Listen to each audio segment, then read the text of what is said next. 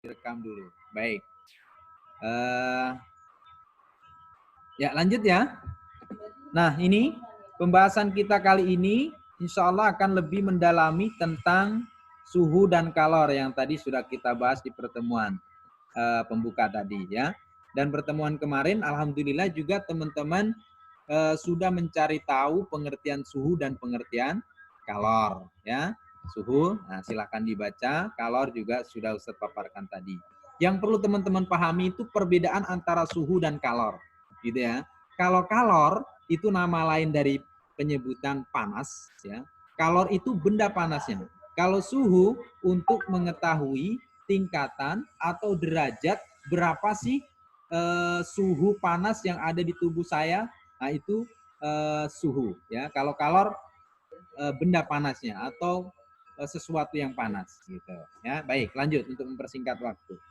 Nah, di slide berikutnya Ustadz tampilkan mana kok nggak muncul ya, sabar masih loading ya. Baik, nah di slide ketiga ini teman-teman, di slide ketiga ini akan membahas tentang dari mana sih sumber energi panas itu berasal. Nah, ternyata ada banyak nih teman-teman ya, sumber energi panas itu. Yang pertama tentu ciptaan Allah Subhanahu wa taala yaitu matahari.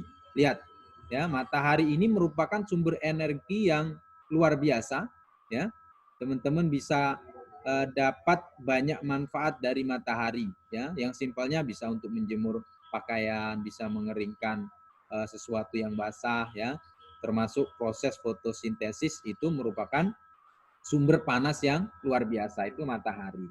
Nah, kalau sekarang ini cuacanya lagi redup nih, cuacanya lagi redup ya, jadi matahari nggak ada.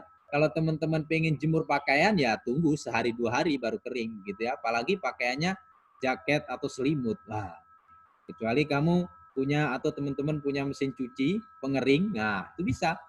Ya, itu beda lagi, bukan asalnya dari matahari. Kalau pengen memanfaatkan matahari harus terik mataharinya bagus gitu ya. Itu sumber panas berasal dari api. Nah, api ya. Bisa kita melihat ada kita nah, api juga ada banyak ya. Kita saat api unggun, nah itu juga dari api ya. Kalau kita lagi kedinginan, kemudian ada sumber energi berarti bisa bukannya listrik metrum gitu Ustaz ya. Kok bisa menghasilkan panas? Bisa ya, dengan bantuan alat yang memang khusus untuk menghasilkan listrik ya. Nanti hasil dari listrik yang dicolok ke listrik menghasilkan panas ya, karena listrik ini merupakan alat yang bisa merapikan baju kita ya. Supaya baju Ustaz nggak kusut masuk baju teman-teman. Baik, sumber energi panas yang ketiga ya. Nah, bumi ya, dikatakan catatan sebuah artikel yang Indonesia merupakan pemilik bersihnya. Nah, ditunjukkan ada gunung Merapi terutama. Ya, beberapa minggu lalu gunung Merapi meletus. Mana Jawa Tengah. Meletus kemarin di mana kau? Kemarin yang meletus itu? Nah, di Jogja ya teman. Jadi Indonesia itu memang terkenal gunung susah juga di gunung kemarin itu waktu naik ke kawah. Teman-teman sudah ada yang pernah itu dari mengeluarkan asap dan juga ketika ada airnya itu masih gelembung begitu, kayak air mendidih. Nah itu kalau dipegang itu langsung matang. Nah ini kemudian sumber dari panas itu berasal dari gesekan. Nah ini biasanya anak-anak yang suka camping, kita kehabisan gas, nggak bisa nyalain api aja bisa dipukul masih nah inilah 5 sumber panas yang bisa api, listrik, panas bumi dan gesekan. Aduh, haus. Haji. Berikutnya teman-teman, cantumkan gambar. Nah, lihat. Di sini ada nomor ya. Nomor pertama, nomor kedua, nomor ketiga. Itu akan judul alat pengukur suhu dan kalor. Jangan salah sebutkan kalor. Ya. Ini termometer. Nomor 2, nah penilaian akhir semester kemarin Sabam Kak Dayat yang teman-teman pakai alat ini namanya termogan. Ya. Nah, dia yang berarti apa ini? Nah, apa itu? Inilah alat yang sifatnya suhu dan kalor. Nomor 1 dan 2 ini alat pengukur suhu. Kalau yang pertama ini bukan termometer tapi tembakan gitu, makanya disebut termogan. Ini yang sudah canggih. Kalau yang nomor 1 membutuhkan berapa menit? Harus bunyi begitu ya. Bunyi nit baru ketahuan. Nah, bisa dipencet tik, nah, langsung muncul hasilnya. Ini yang udah canggih. Nah, yang nomor 3 inilah alat mengukur kalor. Namanya, itu aja yang perlu kalian ingat. Apa sih alat pengukur kalor? Apa yang suhu? Termometer. Cukup sampai di situ yang perlu teman-teman pahami. Nah, tiga ilmu yang tak kalah penting, yaitu para penemu yang menemukan alat Galileo, ya. Yaitu Fahrenheit. Nah, teman-teman, tapi teman-teman cukup fokus di termometer. Siapa yang menemukan atau siapa penemu dari termometer? Namanya Galileo Galileo. Dia menciptakan alat dari penemuannya itu namanya termoskop. Nah, termoskop. Nah, ini sebenarnya untuk termometer mengetahui ukurannya itu diketahui dengan derajat Celcius gitu ya. 0 C atasnya ada bulatan kecil itu derajat Celcius. Titik terendah 0 derajat itu adalah titik beku. Kemudian titik 100 derajat itu adalah titik air mendidih gitu ya. Baik, kemudian ada skala Fahrenheit. Nanti teman-teman di kelas atas atau kelas 6 nanti mungkin akan mempelajari yang skala-skala berikut ini. Skala Fahrenheit, skala Celcius, skala Reaumur. Nah, ini nama-nama istilah penemunya sebagai berikut. Skala Fahrenheit ada Daniel Gabriel Fahrenheit. Kemudian skala Celcius ada Anders Celsius yang penemunya gitu ya. Skala Reaumur Rene Anthony de Reaumur. Nah. Haus lagi Pak Haji. Baik, kita lanjutkan. Masih ada 5 menit. Nah, berikutnya teman-teman, ini pembahasan lain dari kaitannya dengan suhu dan kalor, terutama kalor lah ya. Nah, nanti teman-teman akan mendalami yang namanya pemuaian benda akibat perubahan suhu. Ya, pemuaian itu apa sih? Ustadz sudah cantumkan di sini. Pemuaian adalah perubahan ukuran suatu benda meliputi panjang, lebar, luas atau perubahan volumenya, ukurannya disebabkan oleh pengaruh suhu. Suhu apa? Terutama suhu panas. Ya, karena ini perubahan kalor, ya. Suhu yang disebabkan suhu panas. Nah, kayak sebagai contoh, nah ini Ustadz berikan contohnya ini, termometer. Nah, ternyata di termometer itu awalnya cuman berupa zat cair, ya, dari zat raksa atau alkohol.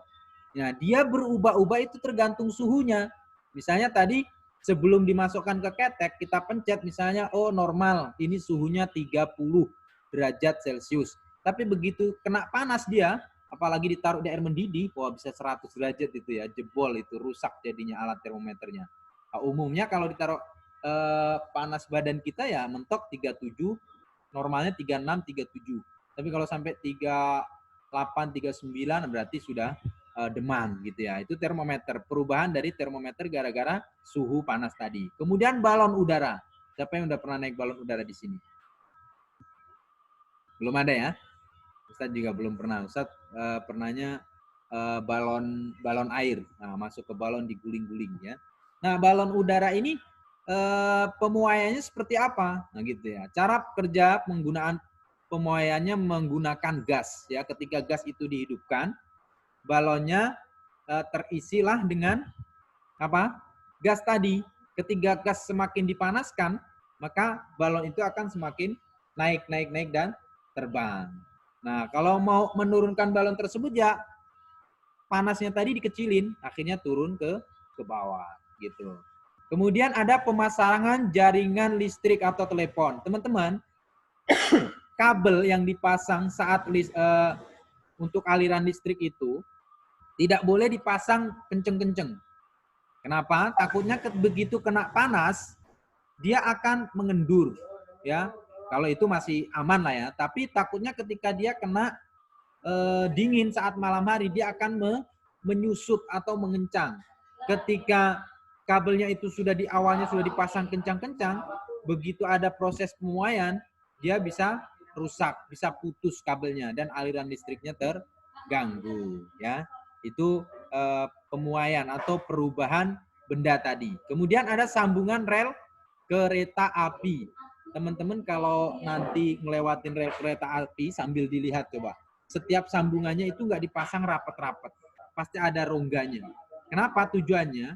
Karena ketika rel itu kena sinar matahari, terik matahari, dia akan memuai gitu ya. Makanya dikasih, dia bisa melebar gitu, bisa kayak molor, bisa karet, tapi molornya mungkin berapa senti doang gitu ya. Nah, tujuannya kenapa dipasang bercelah tadi? Agar tidak bengkok saat mengalami pemuaian. Kalau bengkok kan bahaya, ya kan? Rel kereta api bengkok bisa nyungsep itu kereta apinya, ya kan? Nah, berikutnya di pemasangan kaca. Pemasangan kaca juga harus dikasih celah. Karena kenapa? Ketika kaca itu nanti kena sinar matahari terus-menerus, dia bisa pecah dengan sendirinya kalau tidak ada rongganya. Ya, ibarat kita lah, kalau kita ditaruh di ruangan yang sempit banget gitu kan, kita pasti akan sesak dan pengen keluar dari ruangan tersebut, gitu ya. Nah, di sini juga ada pemasangan keramik, kemudian sambungan pada jembatan, pengisian udara pada ban motor maupun ban mobil. Jadi ban motor, ban mobil itu ngisinya nggak boleh melebihi batasnya gitu ya. Udah mentok tapi dipaksa. Wah, bisa meletus. Terlebih nanti kalau panasnya luar biasa gitu ya. Meletus di jalan, kita lagi naik mobil, bahaya. Bisa celaka. Nah, itu tadilah jenis pemuaian, jenis-jenis pemuaian. Ya. Intinya pemuaian adalah perubahan ukuran benda karena disebabkan oleh apa? Pengaruh suhu. Ya, baik suhu panas tadi maupun suhu dingin. Tapi yang lebih berpengaruh di sini suhu panas. Ya, saat terjadi suhu panas. Baik, lanjut. Slide terakhir. Nah, di slide terakhir ini teman-teman akan mencoba memahami alat yang bisa digunakan untuk memindahkan panas.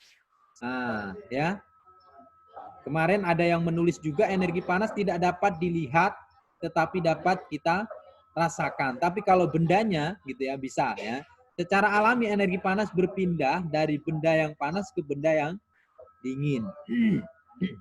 Baik, 10 menit lagi. Nah, berikutnya perpindahan panas teman-teman itu ada 3 jenisnya melalui hantaran, aliran, pancaran. Hantaran itu konduksi, aliran itu konveksi, pancaran itu radiasi. Supaya teman-teman mudah memahami contoh hantaran. Nah, hantaran itu teman-teman benda yang bisa memindahkan panas tapi tanpa berpindah benda tersebut gitu ya. Nih penjelasannya. Contohnya itu teman-teman membakar ujung besi atau sendoknya ujungnya dibakar, panasnya nanti akan nyampe ke tangan kita. Misalnya ini sendok ya. Ini sendok nih. HP Ustadz ini sendok. Ustadz bakar ujungnya yang di sini, nanti lama-kelamaan akan nyampe ke tangan Ustadz. Nah, inilah contoh perpindahan panas tanpa memindahkan benda tersebut atau zat molekul tersebut, gitu ya. Nah, kemudian contoh yang berikutnya yaitu perpindahan panas yang berikutnya yaitu melalui aliran. Nah, di sini Ustadz berikan contoh gerakan balon udara atau memanaskan air, ya. Memanaskan air itu alat utamanya tentu dari tadi panci, itu nggak berpindah, tapi airnya yang berpindah, gitu ya. Airnya yang berpindah. Ketika air di bawah sudah panas, dia akan berpindah ke atas supaya yang di atas pindah ke bawah dan jadi panas semua. Itu salah satu contoh yang dari aliran. Nah, kalau pancaran ini gampang banget contohnya. Ya, perpindahan panas melalui pancaran itu sinar matahari, kemudian api unggun ketika kita berada di sampingnya kita merasa panas, dan juga apalagi lampu bola. Ini kalau kita dekat lampu itu agak-agak panas ya. Baik, berikutnya ada konduktor dan isolator. Apa sih yang dimaksud dengan konduktor dan isolator? Konduktor itu teman-teman benda yang menghantarkan panas dengan baik. Ya, benda yang menghantarkan panas dengan baik itu umumnya dari aluminium atau besi. Nah, itu sangat bagus. Sendok, kemudian panci, wajan itu adalah benda-benda yang termasuk contoh benda konduktor atau penghantar panas yang sangat baik. Kemudian ada benda isolator, benda penghantar panas yang buruk. Apa contohnya? Kayu, ya kan? Kemudian ini bisa nih benda penghantar panas buruk. Kemudian tisu atau kain itu adalah benda penghantar panas yang buruk. Baik, itu materi pada siang hari ini. Ya, insya Allah berikutnya kita akan masuk ke sesi diskusi. Ya, sesi diskusi, sesi tanya jawab. Nanti yang mau bertanya seperti yang sudah Ustadz sampaikan tadi, acungkan tangan. Ya.